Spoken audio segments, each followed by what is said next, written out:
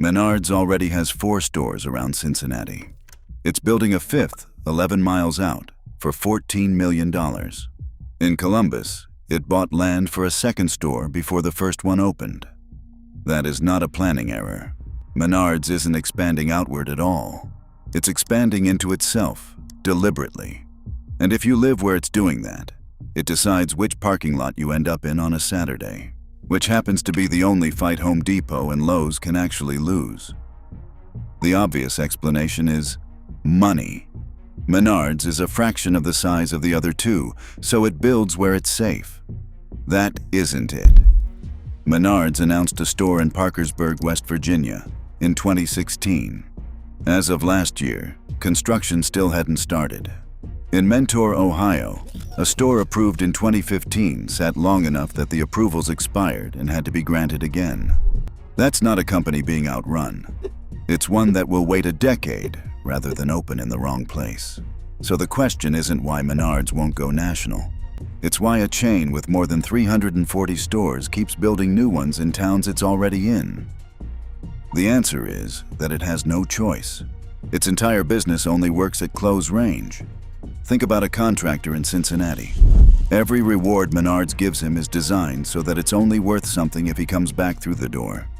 The 11% rebate pays out in merchandise credit that can't be spent anywhere else, and not even online. His contractor card pays 2% in merchandise certificates. Buy and Fly gives him an airline voucher, but only after $30,000 of purchases in a year. If he's on Masterforce, the batteries in his van only fit tools sold in that building. Now drop a single Menards into Atlanta. That same rebate check is a souvenir. Nobody drives 400 miles to spend $20 of store credit. The card is pointless. The battery is a mistake. Put 5 stores around one city, and the credit turns into currency. He passes a Menards on the way to nearly every job, and every reward he's holding is spendable before the end of the week. The whole model is a loop, and a loop needs the store to be on your route. Which is why the buildings look the way they do. Green Township is 173,000 square feet of store, 27,000 of garden center, and a 42,000 square foot lumber yard on the site of a demolished supermarket. About 150 jobs. Elizabethtown, Kentucky is 250,000 square feet. Bridgeport, West Virginia is over 200,000, with a 40,000 square foot drive-through warehouse behind it. These are not convenience formats. Menards is not sprinkling small stores across a map to plant a flag. In Schererville, Indiana, it has proposed a store on a dead car dealership, 2 stories tall. That's what running out of land looks like. It isn't reaching for new territory, it's squeezing into the territory it already holds. Now look at where the other two put their money in the same period. Home Depot spent over $18 billion on SRS distribution, then more than $4 billion on GMS. Lowe spent about $1.25 billion on Artisan Design Group, then $8.8 billion on foundation building materials, roofing suppliers, drywall distributors, metal framing and insulation. More than $30 billion in under 2 years, and almost none of it spent on a retail store. And that's the part worth sitting with. Home Depot has more than 2,300 stores. In Green Township, Ohio, 2,300 of them are irrelevant. The only one that matters is whichever one is closest to that intersection. Retail isn't one nationally, it's one in a trade area, which is a fancy way of saying the 15-minute drive a customer is willing to make on a Saturday morning. Nobody has ever driven past a closer hardware store because the further one has more branches in Florida. Scale is a number you tell investors. The fight happens at a set of traffic lights. Menards is spending its money on traffic lights. The other two are spending theirs on warehouses, serving a builder who never walks into a store at all. Both of those can be smart at the same time. They just aren't aimed at the same person. So, what actually changes when that Green Township store opens? For the homeowner with a Saturday and a broken fence, almost everything.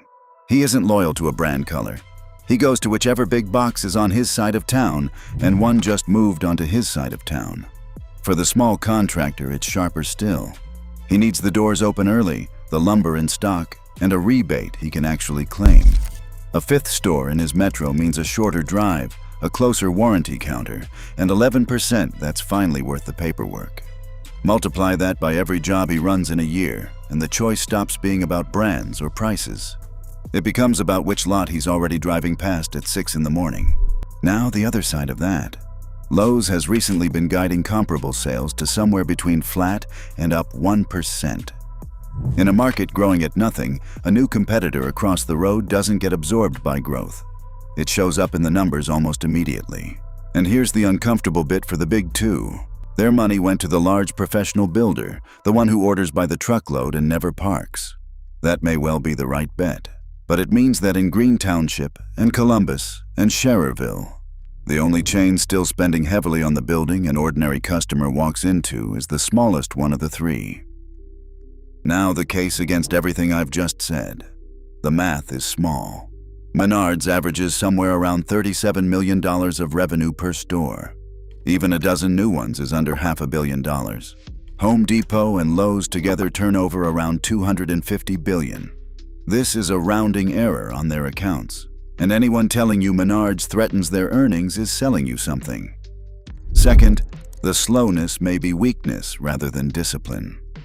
A store announced in 2016 with no construction started years later is not a war machine. Third, the distribution bet may simply be the smarter one. If housing construction recovers, the large builder is by far the bigger prize, and Menards will have spent a decade laying concrete in Ohio, while the other two own the supply chain. And Menards is private. There is no public data on its market share in any of these cities. So here's what this actually is. Not expansion, compression. Menards builds where it already is because a rebate, a store card, and a house battery only mean anything to someone who keeps driving past the same store. It won't dent Home Depot's earnings. It was never going to. What it dents is a trade area. And a trade area is the only place a store ever really competes. Home Depot and Lowe's spent $30 billion buying their way to the customer who never comes inside. Menards is quietly buying the ground under the one who does. 11 miles outside Cincinnati. That's what $14 million is really for. If you want more on how these chains actually compete, subscribe.